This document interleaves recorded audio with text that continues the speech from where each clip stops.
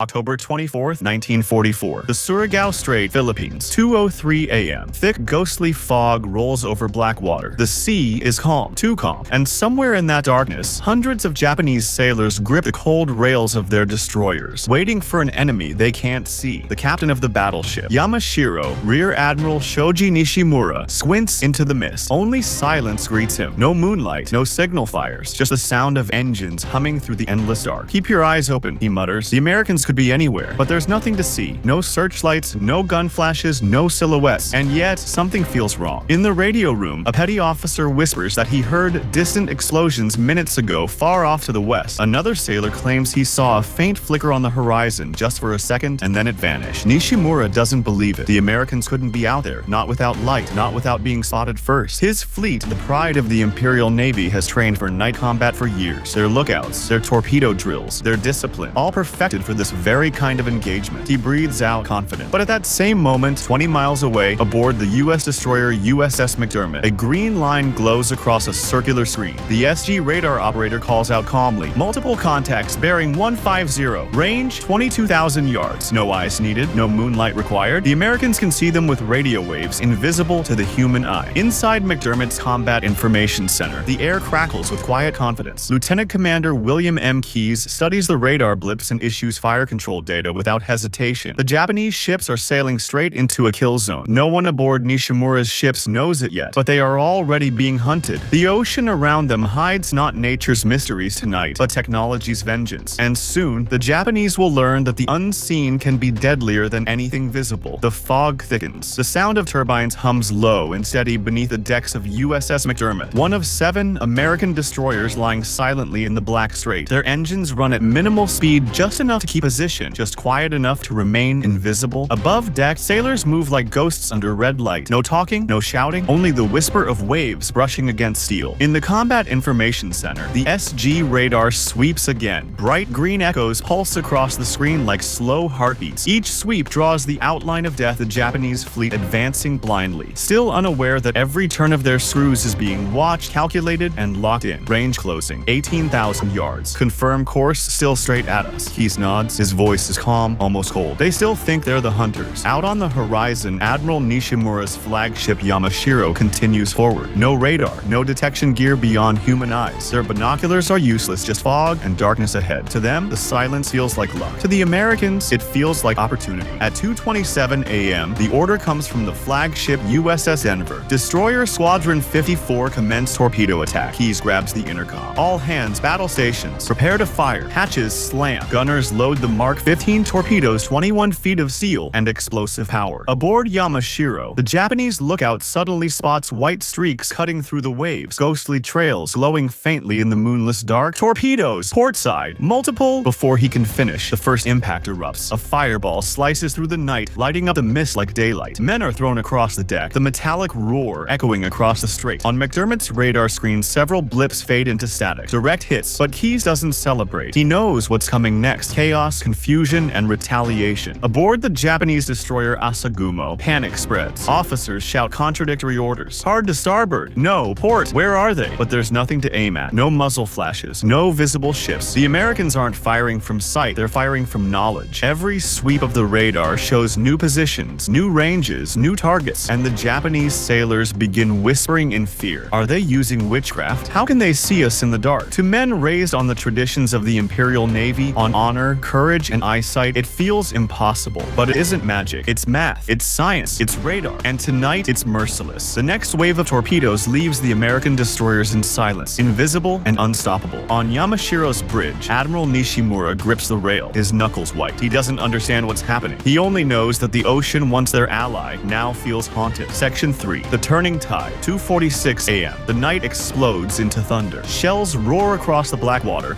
as the U.S. battleships open fire from miles away, their guns guided not by eyes, but by radar precision. Each salvo lands closer than the last, invisible hands adjusting aim through the mist. To the Japanese, it's as if the sky itself has turned hostile. On the Yamashiro, sailors rush to man anti-aircraft guns, still thinking planes might be overhead. But there are no engines in the sky, only the heavy, distant booms of American 16-inch shells, each one slamming into the sea like a god's hammer. The forward deck erupts. Flames race up the superstructure. Metal screams. Men shout into the smoke, searching for orders that never come. Admiral Nishimura's voice crackles through the chaos. Return fire! Find them! But there's nothing to see. The radarless Japanese guns fire blind, their tracers vanishing into empty fog. Meanwhile, aboard USS West Virginia, Lieutenant Commander Charles Bauer watches the radar plot calm, methodical. Each glowing dot on the circular display represents enemy pain and confusion. He adjusts bearing, relays coordinates to fire control. Next salvo, fire for effect. 6 American battleships, West Virginia, Maryland, Tennessee, California, Pennsylvania, and Mississippi unleash simultaneous fire. The night turns into a storm of steel. Every shell that lands near Yamashiro drives home the same realization: Japan's naval mastery, its fearsome night combat doctrine. All of it is being erased by technology they never believed in. The old world is dying, one radar-guided salvo at a time. A sailor on Yamashiro's forward gun deck watches the glowing arcs fall closer and whispers to no one, "We cannot even see our killers." Moments later, a blast rips through the engine room. The lights flicker, then vanish. The mighty ship, once a symbol of imperial pride, lists sharply to port. Through the smoke, Nishimura stares toward the horizon, but there is no horizon, only darkness lit by his burning fleet. He realizes the awful truth. They are not fighting men anymore. They are fighting mathematics, electricity, and invention, and that kind of enemy cannot be frightened. In the U.S. formation, radar operators remain calm. Primary target slowing. Heavy damage confirmed. Bauer nods quietly. Hold course. Maintain fire. The American guns continue, not out of hatred, but efficiency. This is the cold, mechanical rhythm of modern war. The battle is over before most Japanese sailors even understand what's killing them. Within minutes, Yamashiro begins to sink, her deck swallowed by flame, her crew diving into oily black water that glows with burning debris. The radar blip flickers once, twice, then disappears. On the American screen, silence returns. But for those who witnessed it, that silence isn't triumph, it's transformation. The sea, once ruled by courage and instinct, now belongs to the machine.